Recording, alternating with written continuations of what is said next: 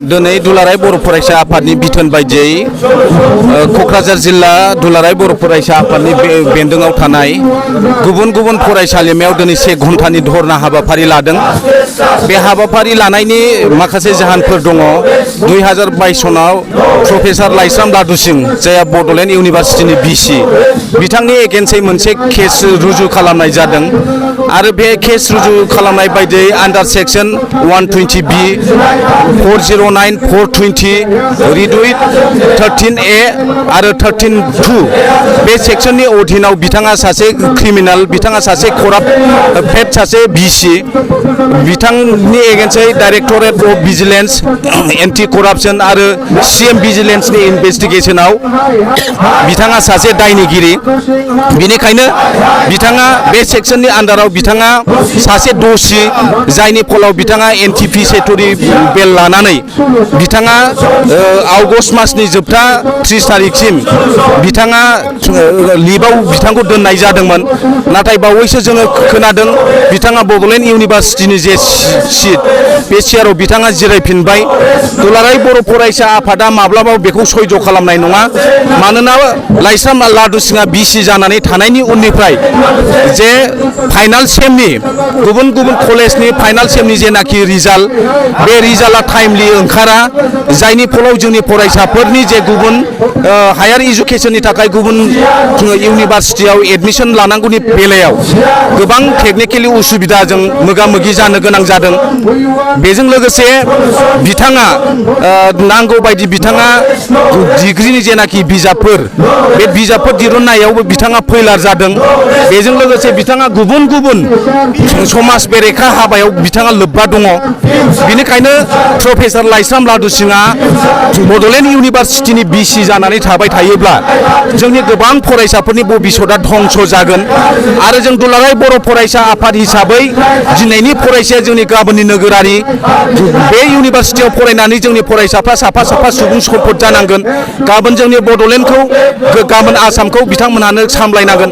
नाथाय बे इउनिभारसिटियाव फरायनानै लाइस्राम लादु सिंनि थाखाय जुदि जोंनि फरायसाफोरनि भबिसतआ धंस जानांगौब्ला बे सारा जोंनि बर' माहारिनि बिटिआर ओनसोलनि, बड'लेण्ड ओनसोलनि बा गुबुन गुबुन जोंनि ओनसोलनि थाखाय बियो जोबोद खहा गोनां। बेनिखायनो दुलाराय बर' फरायसा आफादा लाइस्राम लादु सिंखौ जेरैखि जाया बड'लेण्ड इउनिभारसिटिनि भिसि बिबाननिफ्राय बोखारनांगौ आरो बेयाव गोदान भिसि एपइन्ट खालामनांगौ, बे दाबिखौ दुलाराय बर' फरायसा आफादा खालामबोबाय थादों। बर' थुनलाइ आफादा बे दाबिखौ खालामबोबाय थादों। आरो दिनै दुलाराय बर' फरायसा आफादा 1 घन्टानि थाखाय गुबुन गुबुन फरायसालिमायाव 1 घन्टानि जे धरना हाबाफारि, बे हाबाफारिखौ लादों।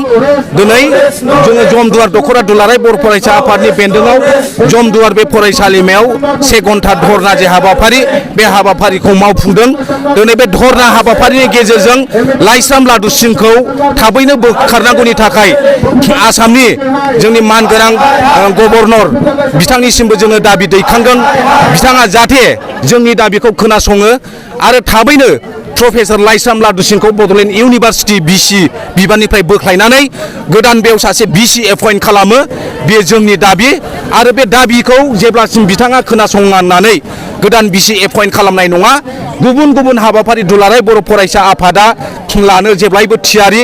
आरो सारा जोंनि फरायसाफोरनि बेनिफिटनि थाखाय दुलाराय बर' फरायसा आफादा एनि काइन्ड अफ प्रग्राम जोङो लानो बायद' जागोन। आरो बेनो दिनै जोङो आसामनि मानगोनां गभर्नर बिथांनिसिम जोङो बे मेसेजखौ जोङो हरनाय जादों। बे बर'फोरनि गोबां दुखु खस्थ'नि गेजेरजोंहाय जोंनि बे क'क्राझाराव मोनलायगासिनो दं। दा बिटिआर गभर्नमेन्ट साइडनिफ्राय माबाफोर मेसेजफोर बिदि होनायफोर जाबाय नामा दासिमाव? नंगौ, बड'लेण्ड इउनिभारसिटिया दुलाराय बर' फरायसा आफाद आरो बर' माहारिनि आलादा रायजो बड'लेण्ड सोमावसारनायजों सोमोन्दो दङ। आरो जोंनि गोबां बिदा फंबायफोरनि थै आरो गोलोमदैजों सोरजिजानाय जे बड'लेण्ड इउनिभारसिटि, बे इउनिभारसिटिनि जेनाखि भिसि लाइस्राम लादु सिं, बिनि जेनाखि करापसन बा गुबुन गुबुन बिथिङाव गोहैलो खालामनाय, बियो जों बर' माहारिखौ इमोसन खालामदों, जोंखौ सेन्टिमेन्टेल खालामदों। आरो जोङो दिनैसिम बिटिआरनि जेनाखि खुंगिरि CM बिथांखौबो जोङो खावलायदों आरो बिथाङाबो बे इस्युखौ लानानै जों सावरायदों होननाय जोङो खोनादों नाथाय बबे लेभेलसिम बिथांमोननि सावरायनाया जादों जोङो दायो मिथिथ'वा हयथ' बिथाङा गावनि साइडनिफ्राय जेबायदि रल लानांगौ हयथ' लादों बिनिखायनो जोङो दिनै खावलायगोन बिथाङाबो बे इस्युखौ लानानै सिरियास जानांगौ जोङो सानदों आरो बे बिसिखौ थाबैनो बोखारनांगौ बे दुलाराय बर' फरायसा आफादनि थाद'नाय गैयै बे दाबि आरो बे दाबिया थांबाय थागोन जुदि बर' सिटिनि भाइस चेन्सेलर लाइसाम लादु सिंखौहाय बोखारथाराबा दुलाराय बर' फरायसा आफादनि रला माबायदि जागोन दुलाराय बर' फरायसा आफादनि रला आनटिल एन्ड आनलेस जोङो बे इउनिभार्सिटिखौ जोङो बेंखनगोन आरो बिनि थाखाय एनि काइन्ड अफ जोङो प्रग्राम जोङो बबे फर्मुलानि गेजेरजों मा पलिसि स्ट्रेटेजिनि गेजेरजों जेबायदि हाबाफारि लानाय जायो जोङो बे हाबाफारिखौ लानो दुलाराय बर' फरायसा आफादा जेब्लाबो थियारि बेयाव जेबो कमप्रमाइस गैया जोंनि दाबिया थांबाय थागोन